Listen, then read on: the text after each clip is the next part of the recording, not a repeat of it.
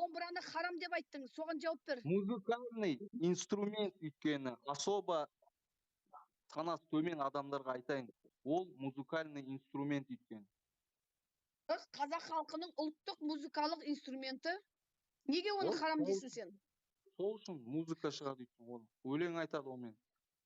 Музыкалық әуен шыққан үшін сонда харам ба ол? Не үшін харам болады? Араб деп жауап бермеші оны, айналайын. Сендер сияқты дінсіз кеткендер ол билейтін сөйтіп. Музыка айтқан үшін харам ба сонда домбыра? Иә. 50 адам тыңдап отырсыңдар. Яғни домбырамыз әуен музыка шығарған үшін сонда харам екен. Естіңіздер ма? Жазып алыңыздар болмаса. Оны тек қана білмейтім, домбыра харам ба харам емес, мен ол жағын білмеймін. Оны имамдардан сұрап көру керек. Мен оны білмеймін точно. Бірақ музыкальный инструменттер харам. Пианино, гитара харам. Көріп отыр. Қараңыздар. Домбыра харам ба харам емес, мен білмей отырмын деді. Қараңыздар.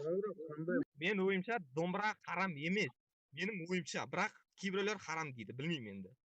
Мына жерде 70 адамның ішінен бір адам мына жерге кіріп айта алмайсыздар ма? Кіріңіздерші кәні.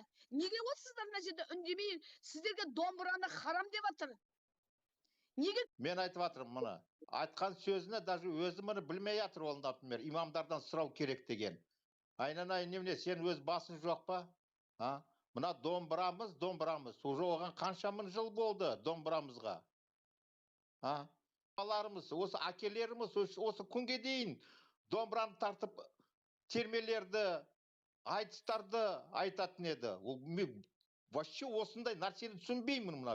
Имамдардан сұрау керек деген. Домбырасыз қазақ емес.